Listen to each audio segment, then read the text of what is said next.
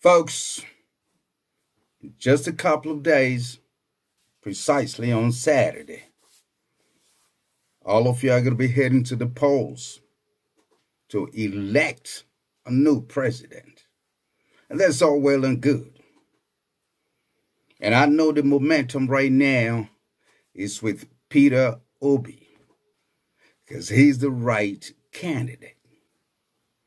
And the momentum is with him for a reason. This got to be the most consequential election in the history of the country. And I want y'all to pay attention to a couple of things I'm going to let you know right now, because they are crucially important. First thing I want to put forward to you in form of a question: is it okay to simply elect Obi as a president, or to elect him and also give him the tools to govern competently? Now, what is the answer to that question? Of course, it is not enough to just simply elect Obi as the president without giving him the tools to govern competently. You have to give him the tools to govern competently. And how are you going to do that? And I'm going to come to that right now. You see, I've been doing a little research. I looked into the composition of the Senate, and I found out that y'all got 109 senators. And I tell you what, I came up with something really, really surprising. Out of the 109 senators, only one, just one, comes out of the Labour Party. And there's the party of Peter Obi. One senator out of 109. Now, that tells me something. And this is what it tells me. If that status quo stays, Peter Obi is not going to be able to govern. And that's why I'm telling you, it's not just enough to elect Peter Obi. You have to give him the tools to govern competently. And I looked into the House. I checked out the House. You have 360 seats in the House. But I tell you what, only 8 members represent the Labour Party, and that's the party of Peter Obi. If the status quo remains, how the flipping fetch is he going to govern competently? A lot of people are not talking about this. Everybody's hollering about Peter Obi, Peter Obi, Peter Obi, and that's all well and good. Like I said, it's rightfully so. He's the right man for the job right now in comparison to the other 2 nonsensical aspirants, Tinubu and Otiku, because they are worthless. So Peter Obi is the right person, but you have to give him the tools to govern competently, or it will all be a total waste. So this is what you have to do.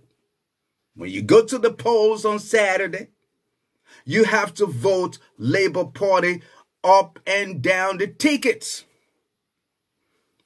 Vote Labour for House, vote Labour for the Senate. Up and down. You have to eject every member of APC, PDP. Remove them from the equations when you go to the polls. Do not just go there and vote for Peter Obi. Vote every person representing the Labour Party. That's the only way he's going to have the tools to govern competently.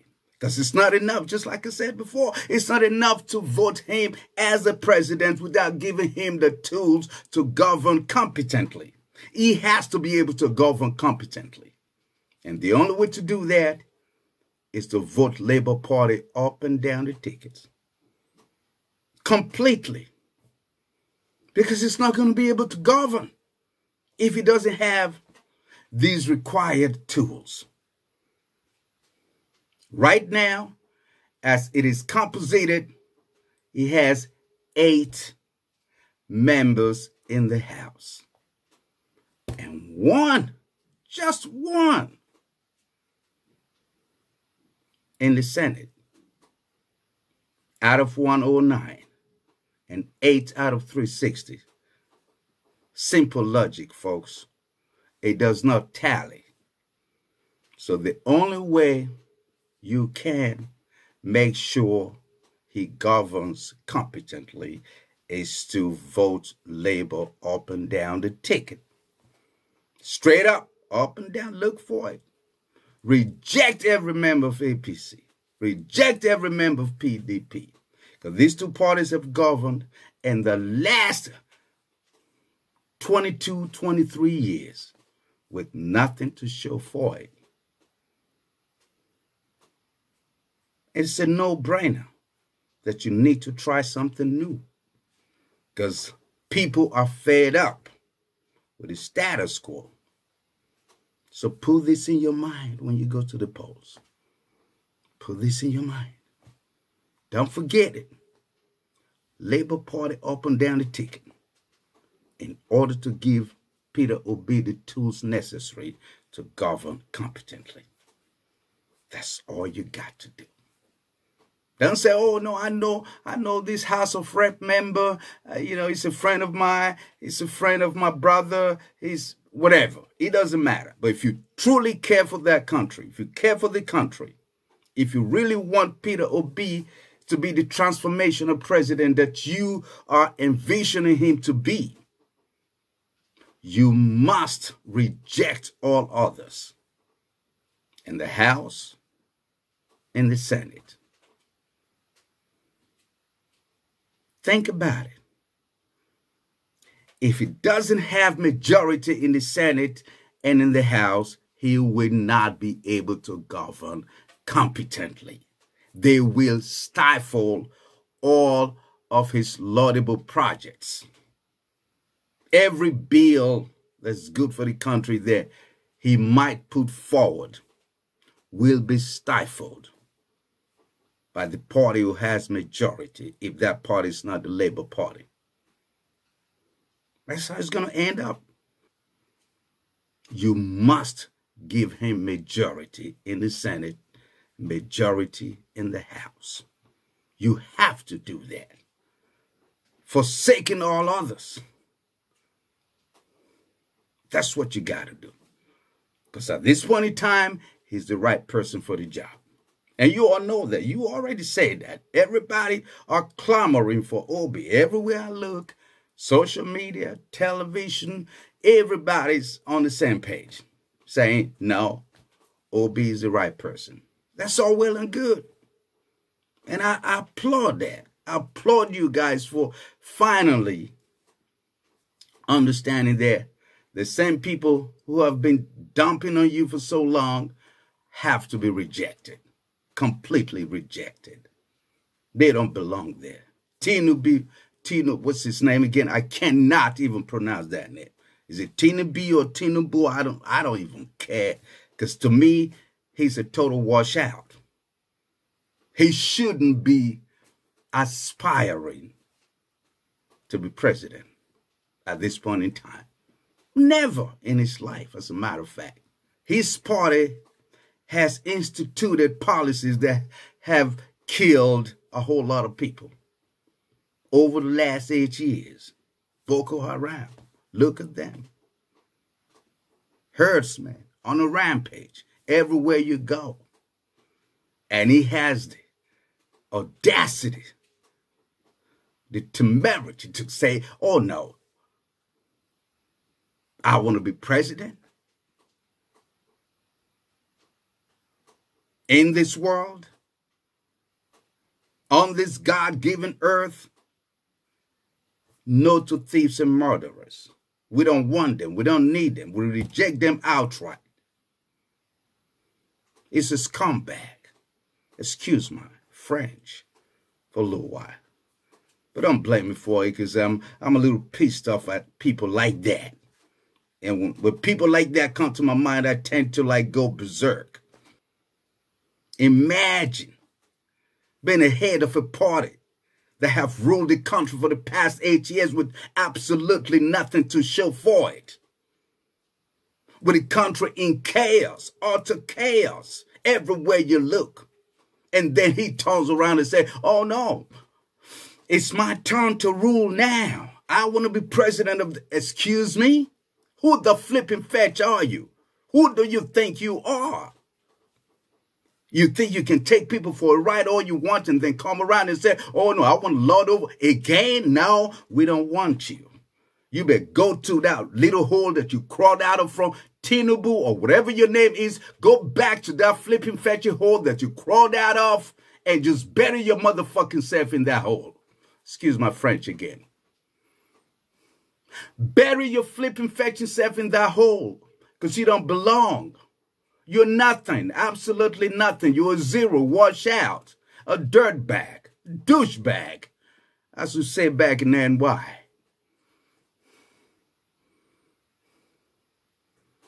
You don't belong there. And the other one, what's his name again? Tiku or whatever. Otiku in Bidi is called a dumping ground for garbage. So that his name says it all. It's garbage. Do not even think for 1 second of voting that flipping fetcher. Not one vote for him. Not one, absolutely nothing for him. And if you are rallying around people like Tinubu and Otiku, you do not care about the country. If you're thinking of voting for Tinubu or Otiku, garbage dump in Benin. You don't care. Because if you do, you wouldn't even think about it. They will not even be in your purview. Because these are people who care about nothing. Nothing good for the country. They're only in there for their own bellies. For their own self-interests. They don't give a flipping fetch about you. Don't you know that by now? Is it too hard to define? Is it too hard to recognize? Is it too hard to picture? When you have evidence, tons of evidence. Tiku was the vice president back in 1999. He served in the administration of OBJ.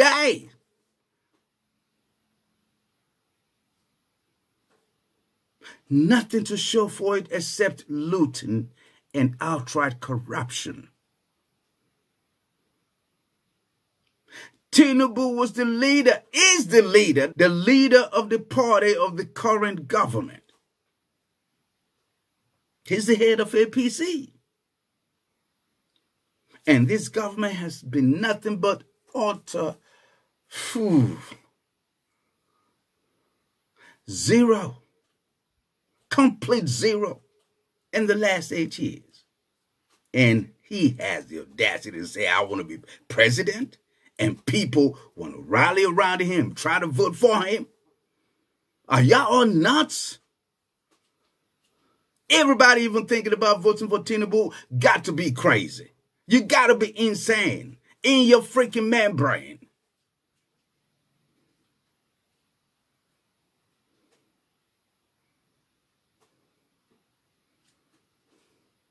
I'm worked up now because I have deep passion for the betterment of that country. Have deep passion for the upliftment of that country, for the elevation of that country. It's all I've been fighting for a long time. And y'all heard a whole lot of the things I've done musically to try to elevate the country. And I'm still on it in a lot of ways. But it hurts me badly, deeply, to see the people will still want to rally around known criminals, known murderers, known looters, people destroying the country. How can come on, think about it. How can somebody come and kill your mother? He outright killed your mother. He outright killed your father. He outright killed your child. And not just that, he destroyed the future of your children and children's children for generation and generation. Yes, that's exactly what Tinubu did. If you don't know that, let me break it down for you.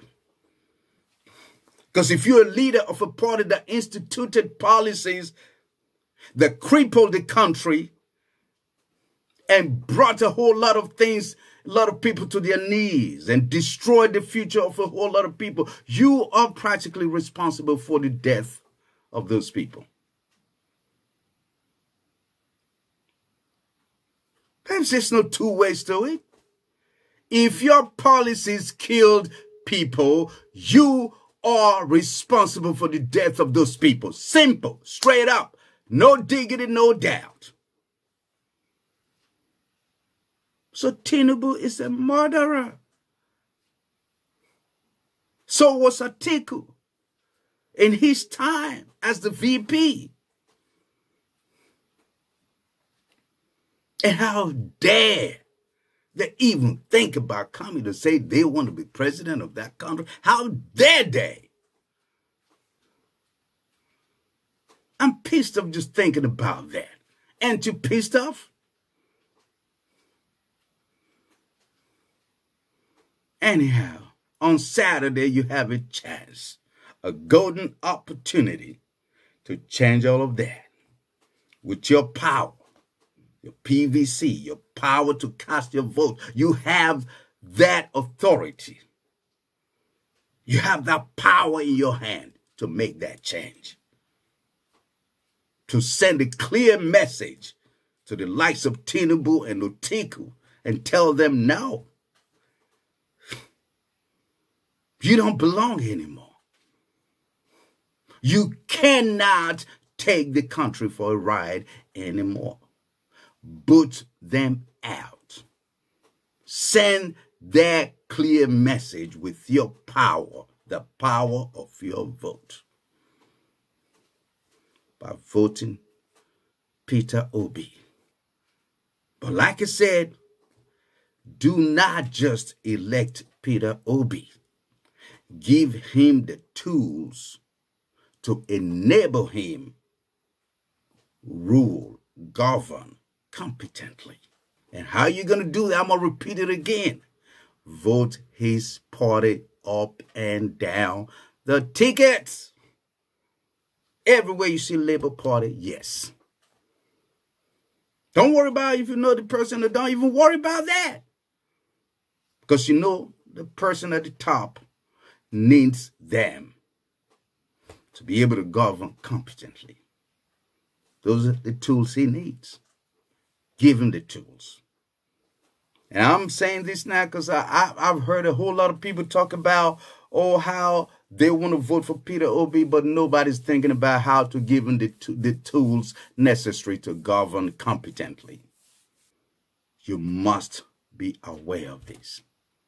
He will not be able to govern if you do not give him the tools necessary for him to govern competently. You have to give him the tools, folks. You have to give him the tools. You must give him the tools. Don't say, I know that APC, House of Rep, or I know that APC Senate. No, remove all of that. Your country must come first now. Must come first. Peter Obi, giving him the tools to govern competently, must come first now. Biases aside, relationships aside, country first. Giving Peter Obi the necessary tools first. That's all I want to say to y'all. Excuse my French. May have gone off the cuff using some languages I shouldn't have used, but it's all right. So, when you're pissed off, something like that bound to happen. But don't let that detract from the message. Give Peter Obi the tools he needs to govern by voting Labour Party up and down, up and down. Anywhere you see Labour, just say yes. Tick yes. So he can have the tools he needs. All right? So I need to say, so I gotta say, this is Double M.